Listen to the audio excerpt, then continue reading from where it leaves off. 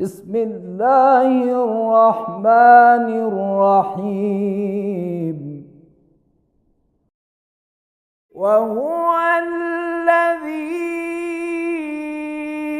अर्सलर्रियाह बुश्रन ban यदै रहमती व अंज़लना मिनस्समाइ माअन तहूरा।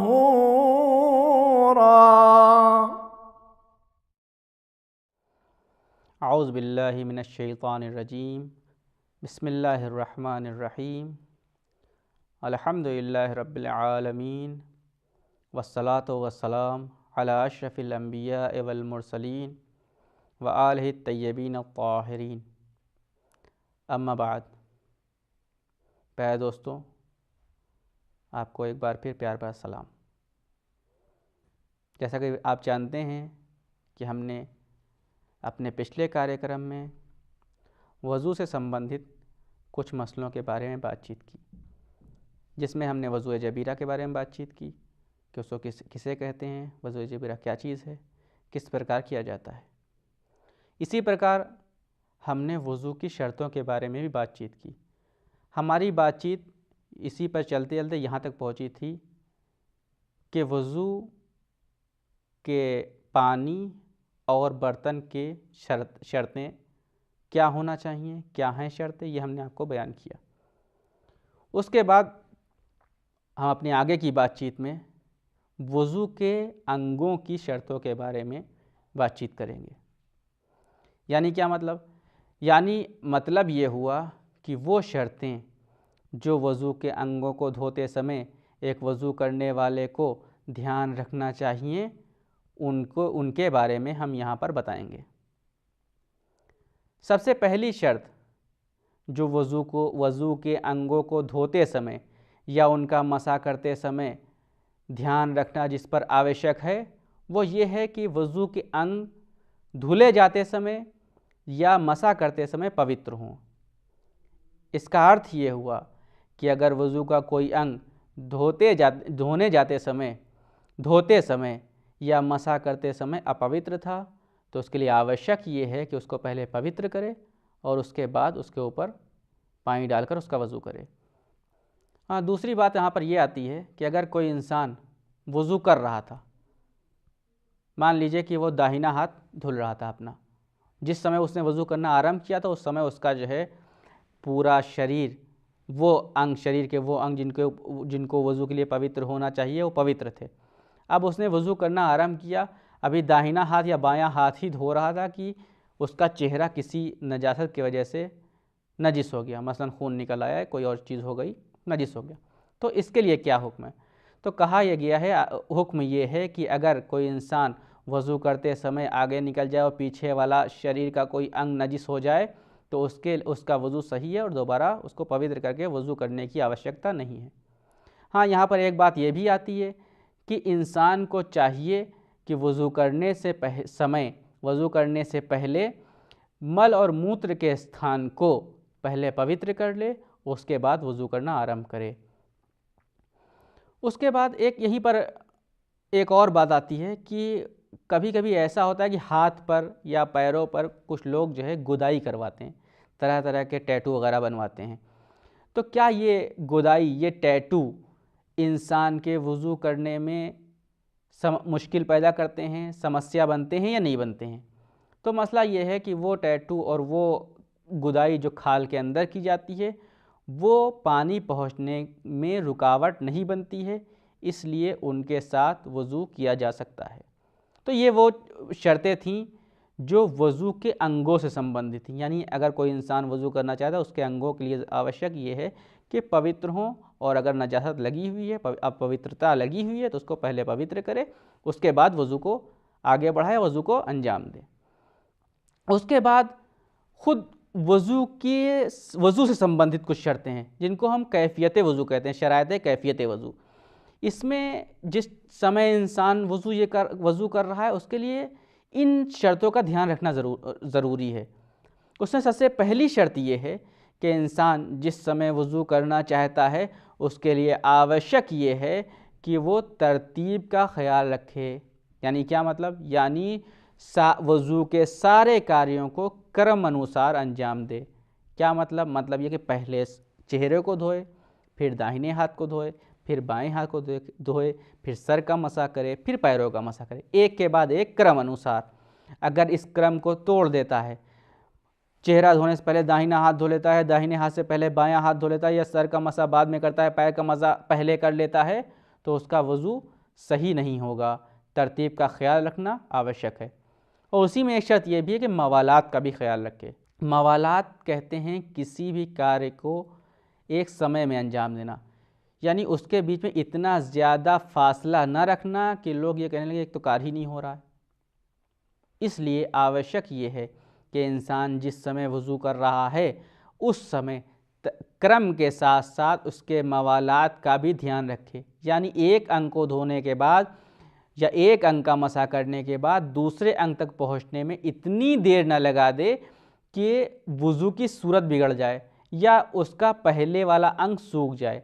अगर ऐसा होता है और पहले वाला अंग सूख जाता है तो उसका वज़ू सही नहीं है, उसका वज़ू बातिल है। उसके लिए आवश्यक ये है कि वो दोबारा वज़ू को अंजाम दे। लेकिन यहाँ पर एक और बात आती है जो बहुत से लोग प्रश्न इस बात का भी करते हैं, ऐसा प्रश्न भी उठाते हैं कि क्या वज़ू के बीच में चलना वज़ू को तोड़ देता है? मसलन कोई इंसान जाता है मस्जिद में नल के पास खड़े होकर पूरा वज़ू करता है, चेहरा धोता है, दाहिना हाथ धोता है, बायां हाथ धोता है। अब जब मसा करने का समय आया तो चलता हुआ मस्जिद के अंदर आ गया और मस्जिद के अंदर आके मसा करता है, तो क्या उसका ये कार्य उसके वज़ू को तोड़ देने का कारण बनता है? तो कहा जाता है नहीं, कुछ कदम चलना, थोड़ा बहुत चलना वज़ू के टूटने का या मवालात के टूट जाने का कारण नहीं बनता है। हाँ, इतना न दूर जाए कि लोग ये कहने लगे कि वज़ू की सूरत बिगड़ गई है। अगर ये कहा जाए वज़ू की सूरत बिगड़ गई है, ये तो टहल रहे थे साहब, तो ऐसी सूरत में उसका वज़ू बातिल हो जाएगा। और उसके बाद एक बात और भी आती है, ये मसले हैं कि अगर कोई इंसान स्वयं वज़ू कर सकता है, इस बात का सामर्थ्य रखता है कि स्वयं पानी ले, खुद वज़ू कर ले, सब कर सकता हो, तो उसके लिए किसी दूसरे की सहायता लेना सही नहीं है। अब अगर कोई दूसरा इंसान आता है, उसका हाथ धुलाता है, उसका मुंह धुलाता है और उसका सर और पैर का मसा वगैरह कर देता है, तो उसका वज़ू बातिल है। उसको किसी दूसरे की सहायता नहीं लेना है, स्वयं वज़ू करे। हाँ, अगर कोई दूसरा आता है, उसको हाथ में पानी देता है, यानी वो वज़ू नहीं करा रहा है, उसको आता है कि अगर मसलन चेहरे को धोना है तो उसके हाथ में पानी डाल दिया, तो क्या ये भी वज़ू को तोड़ने का कारण बनता है? तो कहा जाता है नहीं।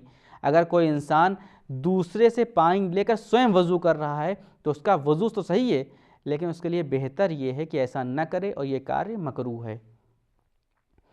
और अगर कोई इंसान ऐसा है किसी कारणवश वो स्वयं वज़ू नहीं कर सकता है, मसलन उसके हाथों में शक्ति नहीं है, कोई बीमारी है जिस कारण वो स्वयं वज़ू नहीं कर सकता है, तो उसके लिए आवश्यक ये है कि वज़ू करने से पहले किसी दूसरे की सहायता ले।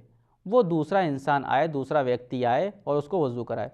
अब अगर दूसरा व्यक्ति आता है और कहता है कि हम इस वज़ू कराने के संबंध, हम तुमको वज़ू तो कराएंगे लेकिन इस वज़ू कराने के संबंध में हम तुमसे पैसा लेंगे, तो अगर वो इंसान उस पैसा को दे सकता है, उसके पास इतना पैसा है कि उसको दे सके, तो उसको चाहिए कि उसको पैसा दे, पैसा देने के बाद उससे सहायता ले और उससे वज़ू करवाए। तो एक यहाँ पर तो एक ये बात हुई कि इंसान दूसरे से सहायता लेकर वज़ू करे, लेकिन यहाँ पर एक बात का ध्यान रखना आवश्यक है कि वो इंसान जो दूसरे से सहायता ले रहा है, दूसरा इंसान उसको वज़ू करवा रहा है, जैसे कि अगर कोई इंसान उसका हाथ उठ के ऊपर तक नहीं जा सकता, चेहरे तक नहीं जा सकता है, तो दूसरा इंसान उसको वज़ू में चेहरा धुला रहा है, तो वो कार्य, वज़ू के वो कार्य जो स्वयं कर सकता हो, मसलन हाथ को धो सकता हो या मसा कर सकता हो, तो उसके लिए आवश्यक ये है जो कार्य स्वयं कर सकता है वो खुद करे, उसमें दूसरे की सहायता न ले, और जो है जो कार्य स्वयं कर सकता है उसको अंजाम देना खुद उसी के ऊपर वाजिब है।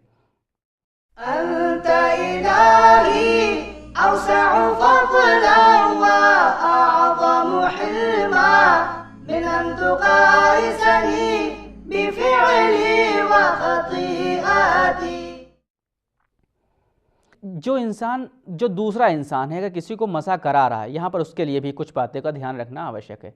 अगर कोई इंसान किसी दूसरे को वज़ू करा रहा है तो उसके लिए आवश्यक ये है कि वज़ू कराते समय इस बात का ध्यान रखे, जब उसके मसा करने का नंबर आए सर और पैर का, तो वो उसके हाथ को सर तक पहुँचाए, खुद उसके हाथ को उसके पैरों पर मसा करवाए। अगर किसी कारणवश उसका हाथ सर के मसे तक या पैर के मसे तक नहीं पहुंच सकता है, तो ऐसी अवस्था में वो उसके हाथ में बचे हुए पानी को अपने हाथों में ले, अपने हाथों में लेने के बाद उसके सर और पैर का मसा कर दे। इसी मसले में, इसी संबंध में कुछ और मसले होते हैं कि अगर कोई इंसान, मसलन मान लीजिए ठंडक का ज़माना है और कोई इंसान बीमार है, अब उसको ये इस बात का पता है, वो जानता है कि अगर उसने वज़ू किया तो वज़ू करने के कारण वो बीमार हो जाएगा, या जो पहले बीमारी थी वो बीमारी बढ़ जाएगी, तो क्या वो वज़ू कर सकता है? का नहीं। ऐसी सूरत में उसके लिए वज़ू करना सही नहीं है, बल्कि उसको चाहिए कि वो तयम्मुम करे। और अगर इस आदेश को तोड़ते हुए वो वज़ू कर लेता है, यानी इसको पता था बीमार हो जाएगा या इसको डर था कि बीमार हो जाएगा, लेकिन फिर भी उसने वज़ू कर लिया, तो अगर वज़ू कर लिया है तो उसका वज़ू बातिल है, उसका वज़ू सही नहीं है।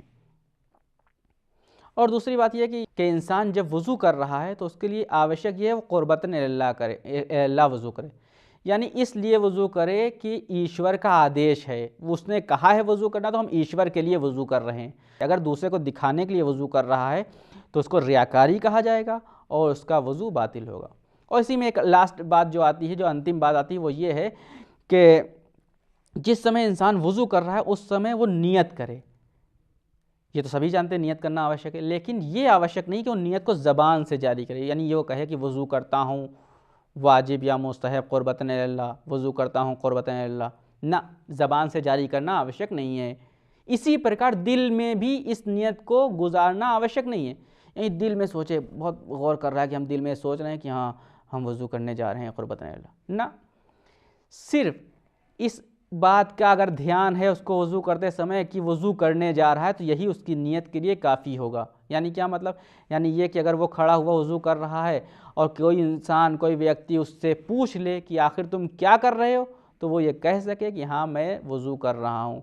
और अगर वो इस बात का जवाब दे सकता है, वो ये कहे कि हाँ वज़ू कर रहा हूँ, इसका मतलब ये उसकी नीयत की हुई है, इसका मतलब ये उसकी नीयत सही है और उसका वज़ू भी सही होगा। इसके बाद के हम प्रोग्राम में वज़ू के वो चीज़ें जिनके लिए वज़ू ज़रूरी है या वो चीज़ें जिनके लिए वज़ू आवश्यक होता है, उनके बारे में बातचीत करेंगे। तब तक के लिए हमारे अगले प्रोग्राम का इंतज़ार कीजिए, सुंदर भविष्य की आशा के साथ। वस्सलामु अलैकुम वरहमतुल्लाहि वबरकातुहू। अल्लाहुम्मा ज़य्यिन्ना बिज़ीनतिल ईमान वजअलना हुदातम महदिय्यीन। اللهم اهدنا فيمن هديت. اللهم إني أسألك عزيمة الرشاد والثبات في الأمر والرشد، وأسألك شكر نعمتك وحسن عافيتك وأداء حقك برحمتك يا أرحم الراحمين.